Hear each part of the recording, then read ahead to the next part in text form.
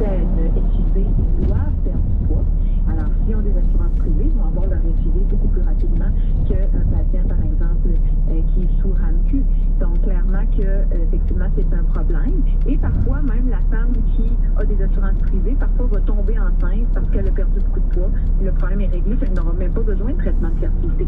Donc, oui, clairement, dans certains cas, il y a des injustices qui sont très, très importantes. Et oui, dans les soins en obésité au Québec, si on a de l'argent, on va être mieux traité que si on n'a pas d'argent, parce qu'on va être capable de nous payer une nutritionniste, un gym, une kinésiologue, un programme pour la perte de poids, des médicaments pour le poids, même parfois une chirurgie bariatrique ou privée. Donc, si on a des sous, on va être mieux traité que si on n'en a pas au Québec. Il y a beaucoup d'auditeurs qui se sentent très concernés par ce dossier. Il y a Sylvie qui nous écrit « Moi, je le prendrais, ce médicament-là, mais je ne peux pas, c'est trop dispendieux. » Une autre auditrice, Stéphanie, a dit « Ton sujet me rejoint beaucoup, Marie-Ève. Je souffre d'obésité. Mon médecin m'a prescrit un médicament pour la perte de poids que j'ai pris pendant quelques temps et il y a eu des résultats. Malheureusement, j'ai dû cesser de le prendre parce que je ne pouvais plus assumer les coûts très élevés de mes assurances ne couvrent pas. J'aimerais que celui-ci soit remboursé pour les personnes souffrant d'obésité par les assurances et le médicament. » Pourquoi ce n'est pas déjà le cas, que ce n'est pas déjà remboursé? Parce que dans d'autres provinces, on évalue cette option-là. En fait, oui, puis ailleurs dans le monde aussi, on a des beaux modèles au Royaume-Uni, en France, ailleurs, on a vraiment des beaux modèles où il y a le remboursement de la médication. Au Québec, il faut comprendre que depuis 1997, on a une vieille loi un peu archaïque, dépassée, qui s'appelle le règlement 6.3, qui exclut les médicaments pour l'obésité pour l'évaluation par l'INES. Donc, les fabricants ne peuvent même pas soumettre une demande d'évaluation à l'INES. L'INES, c'est un peu l'organisme qui nous dit est-ce que c'est un bon médicament, est-ce que c'est efficace, est-ce que pharmaco-économiquement c'est rentable, sous quelles conditions le gouvernement devrait le rembourser. Donc, c'est cet organisme-là qui fait ce rôle-là. Et malheureusement, à cause de cette loi-là, il ne peut même pas les évaluer, puis même pas se prononcer. Donc, on est vraiment loin en arrière des autres pays et même ailleurs au reste du Canada, parce qu'ailleurs au reste du Canada, on l'évalue, cette médication-là. Donc, c'est vraiment extrêmement problématique. Puis nous, comme cliniciens, c'est que ça fait en sorte qu'on ne peut même pas faire de demande à la RAMQ pour des patients d'exception. Donc, des patients, par exemple, les cas extrêmes que je vous ai parlé tout à l'heure, je ne peux même pas écrire à la RAMQ parce qu'eux vont me dire, écoutez, c'est dans le règlement, c'est exclu d'emblée. Donc, clairement, il y a une problématique.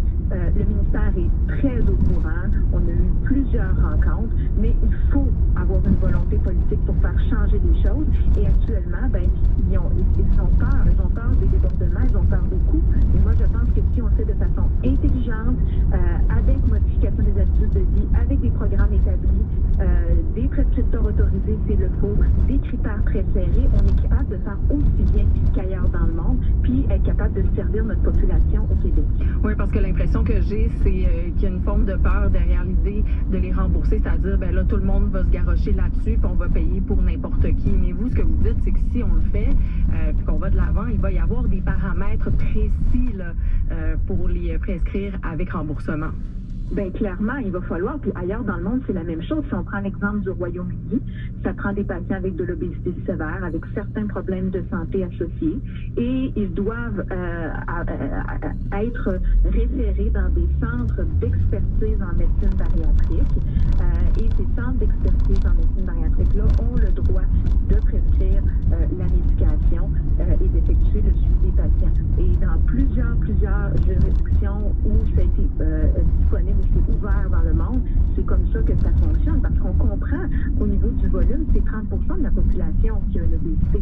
Donc, c'est sûr que si on met 30% de la population sous un médicament, clairement qu'on peut rapidement dépasser les coûts. Mais je pense qu'il faut le faire intelligemment. Mais pour ça, il faut y avoir une volonté, mais une volonté ministérielle, une volonté politique d'aller de l'avant, parce que l'obésité, c'est quand même 27 milliards de dollars au Canada, c'est quand même presque 8 milliards en santé, mais tous les coûts indirects, que ce soit baisse des taxes, baisse du revenu d'impôt, baisse de l'invalidité, les coûts en invalidité, absentéisme au travail, c'est des coûts indirects qui sont également énormes. Oui, ça représente des économies à moyen et long terme, là, si on règle les problèmes de ceux qui souhaitent justement les régler. Est-ce qu'il y a un peu d'opposition justement à cette idée-là de payer pour ces médicaments-là? Parce que je vous lis le commentaire d'un auditeur, là, il dit pourquoi je paierais pour des médicaments pour une personne obèse parce que moi je me paie un gym pour me garder en santé. Je suis pas d'accord.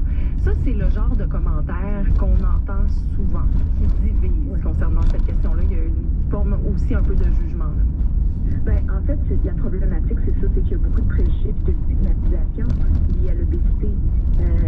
Pourquoi je paierais pour le patient avec obésité? Mais si vous ne payez pas pour le patient avec obésité pour l'aider à perdre du poids, vous allez payer pour son diabète, vous allez payer pour sa maladie coronarienne, vous allez payer pour ses autres comorbidités, ça va coûter au final beaucoup plus cher. Puis, je dirais même à ce monsieur-là qui va, même, on pourrait dire ça pour toutes les maladies chroniques. Pourquoi on paierait pour un diabétique? Pourquoi on paierait pour un alcoolique qui a une cirrhose? Pourquoi on paierait pour un fumeur qui a un cancer du poumon? Si on se met à dire ça, je vous dirais que mon bureau va être vide. Hein? Si on se met à penser ça, là, les hôpitaux vont être vides.